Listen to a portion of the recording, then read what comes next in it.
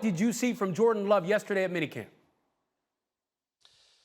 Well, Ryan, if day one of minicamp was his worst day, day two was probably his best day since the Packers drafted him more than a year ago. There was on the first day, it was inaccuracies and checkdowns and an unwillingness to throw the ball down the field.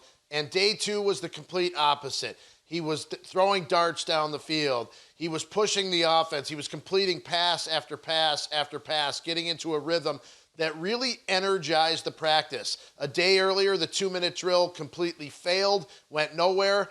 On day two, he capped it with an 8-yard touchdown pass to Allen Lazard to win the drill. At one point, Ryan, he was so hot and so much on fire that one of the assistant coaches took his play card and started fanning Jordan Love off as if to say, we've got to cool you down. He was so hot.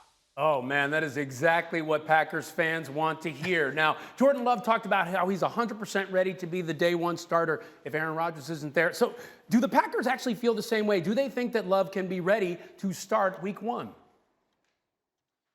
No one's ready to go that far yet, Ryan, and it's because of what we've seen so far. One day bad, one day good.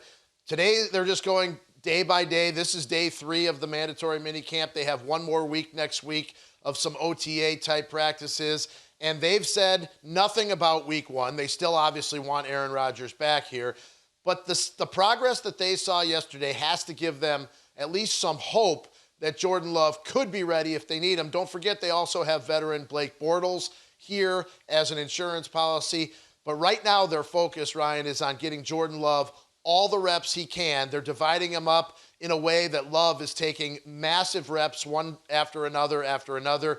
On day one, he went 16 straight snaps. On day two, his longest stretch was 11 straight snaps. Rather than a rotation, it is Jordan Love all in right now. All right, get him the reps. Very different from last year where he barely got that time because, after all, he was behind an MVP. Rob Demovsky, thank you so much for that report. Now, let's bring in our guys. Louis, Chris, and Dan Graziano. I got to say, I'm overwhelmed that you guys are actually here. I can't even believe it. It's surreal, but I love it. Dan, I'll start with you. What's your reaction to that and how Jordan Love played yesterday? Yeah, I think it's important to keep Rob's perspective in mind, which is you can't really go day by day like, oh, did he look good? Did he look bad? What does that mean for the big picture? Jordan Love is still in a developmental phase. He didn't have a preseason last year, didn't have a real offseason last year, didn't take a first-team rep all season long because Aaron Rodgers took them all. So he shouldn't be ready yet based on his experience and what they were projecting for him. So the more reps he gets, the better. That's the silver lining of Aaron Rodgers' absence for the Packers right now, is Jordan Love getting more reps than he would if Rodgers were there. In terms of whether he can be ready week one, I remember talking to their GM, Brian Gutekunst, when I was at training camp a couple of years ago, right after they hired Matt LaFleur. And he said one of the things they liked about LaFleur was not only could he manage the team in the short term with Rodgers, but also could help shepherd them into whatever came next, whatever was next for them at the quarterback position. So they believe in their coaching staff and his ability to get Jordan Love ready. They just didn't think they were going to have to do it this soon, so that's where the trick is. It's a tough trick for him, right? You got to win now, but you also got to be ready to win later, and later is now. So, Chris, what do you make of how Jordan Love is playing right now and how that might impact the season? Well, Ryan, I don't think we can read too much into it. I mean, we're talking about being out there with no pads on. The guys can't hit the quarterback, so it makes it tough. It makes it a little bit tricky to get a true evaluation of exactly what stage of development Jordan Love is in. But the one thing that I will say, and to Dan's point about this being a silver lining for Aaron Rodgers' absence, is that he has an opportunity to be able to operate the offense, being able to get guys in and out of the huddle, being able to get to the line of scrimmage and make all of the checks.